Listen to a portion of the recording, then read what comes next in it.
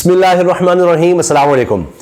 PDM में शामिल तमाम जमातें, एक वक्त था कि अलीम खान साहब को एटीएम मशीन कहते थे इमरान खान साहब की, और जनाब अलीम खान साहब ने खुद प्रेस कॉन्फ्रेंसिस की और बड़े बड़े इल्ज़ामात लगाए कि जनाब इमरान खान को हम फंड करते थे, ये था वो था, बहुत कुछ कहा और शदीद तरीन मुखालिफ बनकर सामने आए। हत्ता कि यानी आप ये कहिए कि पीडीएम में शामिल जमातों का आप भूल जाएं। ज़ाहिर है कि जब अपना बंदा कोई छोड़कर जाता है तो वो फिर बहुत ख़तरनाक भी होता है, और फिर जाहिर है कि दूसरे भी जो आपके मुखालिफ होते हैं उसको बहुत ज़्यादा हाईलाइट करते हैं। अभी आपने फैसलवाडा का भी ये देखा। लेकिन अलीम खान साहब ने सिर्फ ये नहीं किया कि उन्होंने तहरीक इंसाफ से दूरी इख्तियार की और ये कहा कि जी उस वक्त जब उन्होंने तहरीक इंसाफ से दूरी इख्तियार की तो इमरान खान साहब से उस वक्त मुलाकात भी की और कहा था कि जी मेरी निजी मसरूफियात हैं और मैं वजीर भी नहीं रहना चाहता, और फिर चैनल भी उन्होंने ख़रीद लिया समा।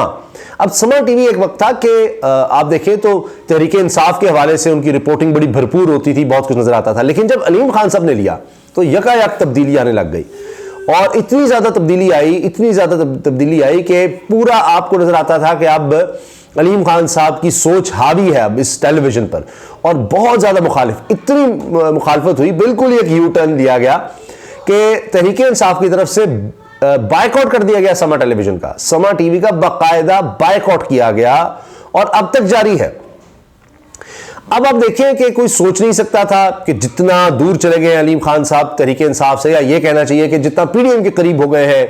अब तो लोग कह रहे थे कि जनाब वो एक वक्त में शायद वज़ीर आला के लिए उम्मीदवार हो पीडीएम की तरफ से, लेकिन वो तरीन ग्रुप नहीं माना, बड़ा कुछ हुआ। मगर अब हैरान कुन तौर पर अब तो वो फिर बदल रहे हैं। कम से कम ये कि इमरान खान की तरफ नहीं आ रहे, लेकिन ये कह रहे हैं कि जी चूंकि बड़ी बात हुई कि चिलक पार्टी बनाएंगे, ये होगा वो होगा, और वो बार बार साफ इनकार कर रहे हैं। लेकिन अब उनके मीडिया हाउस ने भी फिर से यूटर्न ले लिया है, और अब वो तो पीडीएम के खिलाफ खबरें चलाने लग गया है, पीडीएम के खिलाफ खबरें छापने लग गया है। तो ये भी होना था। तो कौन सोच सकता था कि ऐसे वक्त में कि जब अब पीडीएम को बड़ी जरूरत थी अलीम खान साहब की मीडिया की, हालांकि वो इश्तिहारात बहुत दे रहे हैं, सब कुछ कर रहे हैं, पीडीएम का तो जोर इस चीज पर है, तो ऐसे वक्त में अलीम खान साहब का इदारा ये काम शुरू कर देगा। अब क्या मजबूर हो गया है, क्योंकि अब तो जंग अखबार भी ये खबरें छापने लग गया है कि जनाब बहरान आ रहा है, पेट्रोल का बहरान। अब सब कह रहे हैं, ओगरा डिनाई करता रहे, लेकिन अब हर कोई अपनी खबर पर कायम है। एक्सप्रेस में खबर छप रही है, बाकायदा बता रहे हैं कि सब सूरत हाल क्या है, किस तरह से बहरान आ रहा है, और ये जैसी बहरान आएगा तो ये फिर संभाला नहीं जाएगा। फिर आप देख सकते हैं कि नून लीग का पहले भी दौर था तो देखा गया कई दिन तक ये रहा कि इसहाक डार और शाहिद खान अब्बासी की लड़ाई रही और जनाब पेट्रोल मिल नहीं रहा था, 2-3 दिन तक ये बहरान खत्म नहीं हुआ।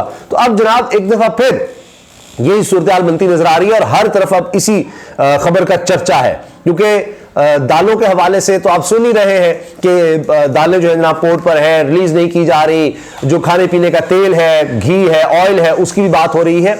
लेकिन अब मसला ये हो गया है कि अब गाड़ियों के लिए डीजल और पेट्रोल, इसकी किल्लत का शदीद खतरा पैदा हो गया है, और अब समा ने यह खबर छाप दी है। यानी यहां तक अब मजबूरी देखिए कि समा टीवी क्या कह रहा है, मुल्क में एक बार फिर पेट्रोल बहरान का खदशा सर उठाने लगा।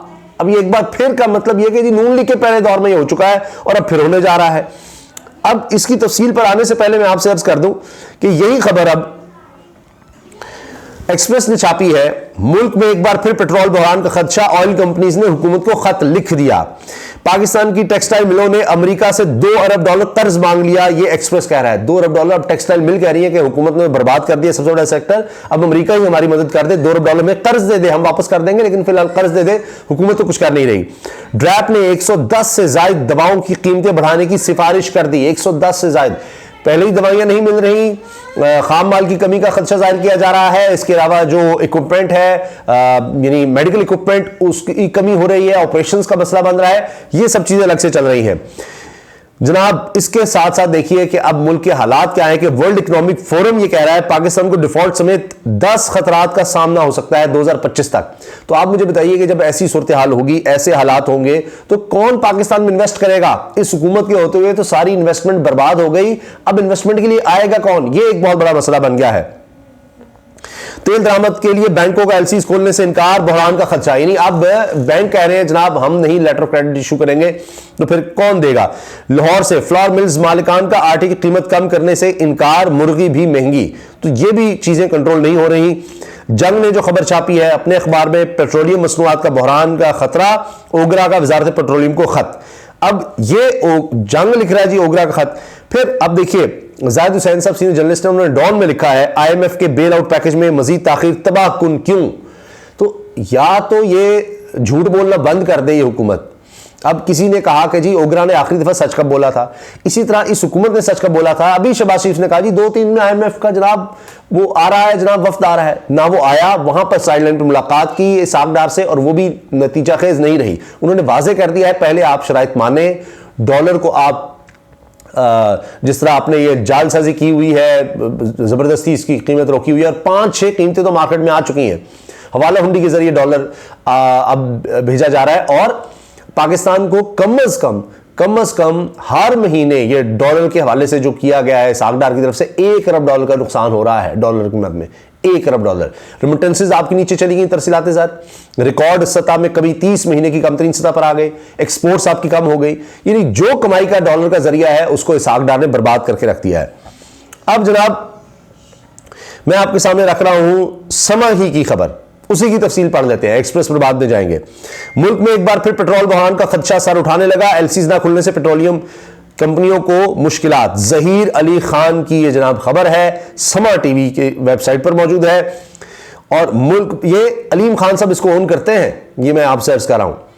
और अब उनका चैनल भी या अलीम खान साहब मजबूर हो गए हैं कि इतनी तबाही है, वरना आप सोचिए ना रेटिंग तो नीचे जाएगी लेकिन क्रेडिबिलिटी तो खत्म होगी, लेकिन अब वो आवाज नहीं उठाएंगे, उनका कारोबार भी तो तबाह हो रहा है ना। उनके भी कारोबारी लोग होंगे, कहेंगे जी ठीक है तुमने इमरान खान को छोड़ा या सियासत के हवाले से आपने बदला लेना है, इंतकाम लेना है, लेकिन ये तो आप क्या कर रहे हैं। कोई तो ऐसी बात कर लें। तो लिहाजा कहीं ना कहीं तो खबर उनको लगानी पड़ी है कि मुल्क में एक बार फिर पेट्रोल बहरान का खदशा सर उठाने लगा। पेट्रोलियम मसनूआत की दरामद के लिए एलसीज न खुलने के बायस मुश्किलात का शिकार ऑयल कंपनियों की एडवाइजरी काउंसिल ने हुकूमत को खत लिख दिया। खत में कहा गया है कि बैंक तेल की दरामद के लिए एलसीज नहीं खोल रहे, जिसकी वजह से ऑयल मार्केटिंग कंपनियों और रिफाइनरीज को मुश्किलात का सामना है। मुरासले में कहा गया है कि बर वक्त एलसीज ना खुलने से मुल्क में पेट्रोल बहरान का खदशा है। सप्लाई चेन मुतासिर हुई तो मामूल पर आने में 6 से 8 हफ्ते लगेंगे। यानी एक दफा आप ये लाइनें लगवा दी आपने अगर पेट्रोल पंप्स पर, तो वापस आने में 6 से 8 हफ्ते लगेंगे। इतने बुरे हालात है।